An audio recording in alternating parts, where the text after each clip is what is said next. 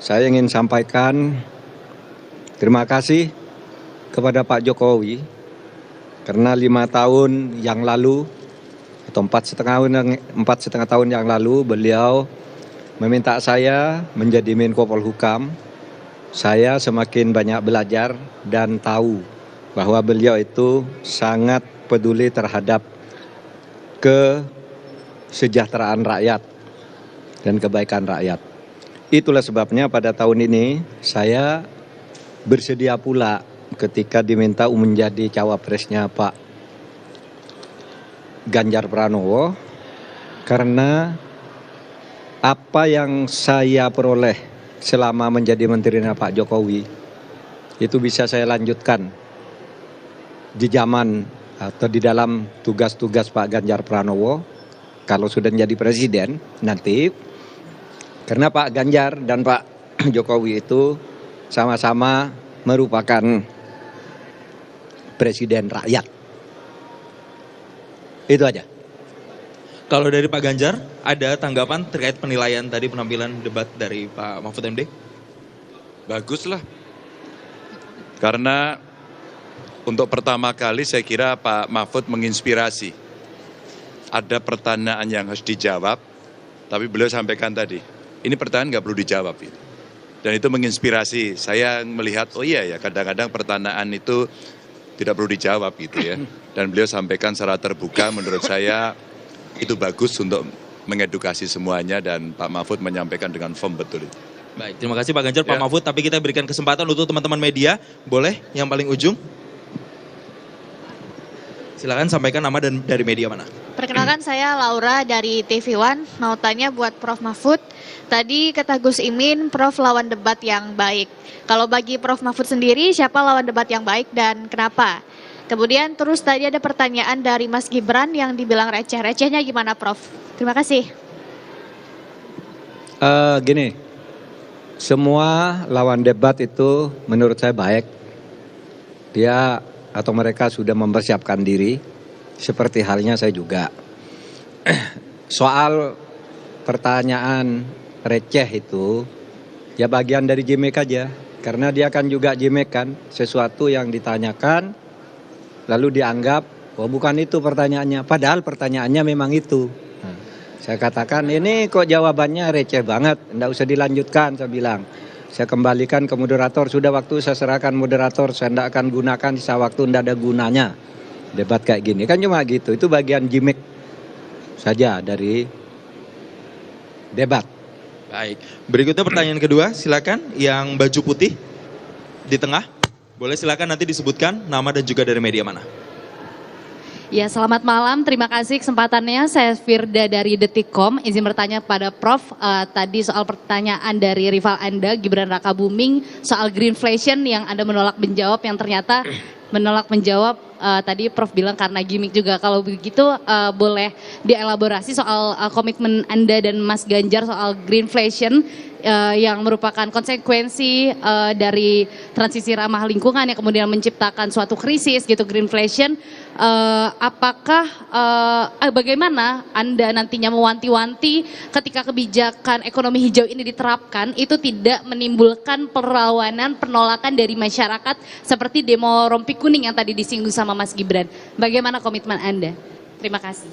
Gini, saya bukan tidak mau menjawab, saya sudah menjawab dengan benar. Tapi dia yang tidak ngerti konsep itu. Sehingga dibilang, loh kok jawabannya lain. Loh jawaban saya itu karena pertanyaan itu. Oleh sebab itu, saya bilang ke moderator, udahlah. Kembalikan ke moderator aja, ini tidak bisa dilanjutkan debat kayak gini. Karena masalahnya sudah dijawab, lalu bilang belum dijawab. Kan itu hanya gimmick aja bilang begitu. Makanya saya bilang ini receh kalau gitu. Pertanyaan baliknya receh, kan begitu. Saya sudah menjawab sesuai dengan pertanyaan. Bagaimana cara mengatasi greenflation? Terima kasih. Masih ada waktu, Bapak Gibran. Aturan, istilah Kami sampaikan kembali terminologi atau singkatan, mohon untuk dijelaskan. Enggak, tunggu. Silakan dilanjutkan. Masih ada waktu. Ini tadi tidak saya jelaskan karena kan beliau kan seorang profesor. Sesuai dengan Oke, aturan. greenflation ini adalah Greenflation adalah inflasi hijau. Sesimpel itu. Waktunya masih ada, Bapak Gibran, cukup. Kami persilakan kepada calon wakil presiden nomor urut 3, Bapak Mahfud MD untuk menjawab. Waktu Bapak 2 menit, silakan. Baik, untuk mengatasi inflasi hijau. Apa sih inflasi hijau? Itu kan ekonomi hijau. Ekonomi hijau itu adalah ekonomi sirkuler, ya, di mana sebuah proses pemanfaatan produk ekonomi, pangan misalnya, atau apa, produksi apapun, diproduksi, kemudian dimanfaatkan, di recycle, bukan dibuat. Jadi bukan barang itu lalu dibiarkan mengganggu ekologi. Nah, saya punya cerita. Kalau bicara soal recycle seperti ekonomi hijau, saya merasa berbangga sebagai orang Madura. Karena orang Madura itu yang pertama dulu mempelopori ekonomi hijau, ekonomi sirkuler, di mana orang Madura itu tuh yang memunguti sampah-sampah, menguti plastik-plastik lalu diolah. Sehingga sebenarnya ekonomi sirkuler itu sudah menjadi kesadaran masyarakat. Nah, oleh sebab itu kalau untuk mengatasi inflasi itu tentu yang paling gampang kan kebijakan-kebijakan. Diatur saja jatahnya. Di sini kan harus ada data. Kecenderungannya di sini begini, kebijakannya harus begini. Kecenderungannya di sini begini, kebijakannya harus begini. Nah, itulah yang kita pahami tentang ekonomi hijau, ya, inflasi hijau dan sebagainya dan sebagainya. Nah, saudara, banyak hal yang harus kita lakukan. Karena misalnya ya, ukuran kemajuan ekonomi kita selalu diukur dari sekitar 5 hal. Misalnya pertumbuhan, kemiskinan, ketimpangan, dan 2 lainnya. Tetapi ada 1 yang harus ditambahkan, yaitu emisi. Baik Pak Mahfud, waktu Anda habis. Terima kasih. Selanjutnya kami persilakan kepada calon wakil presiden nomor urut 2, Bapak Gibran Rakabuming Raka untuk menanggapi. Waktu Anda 1 menit, silakan.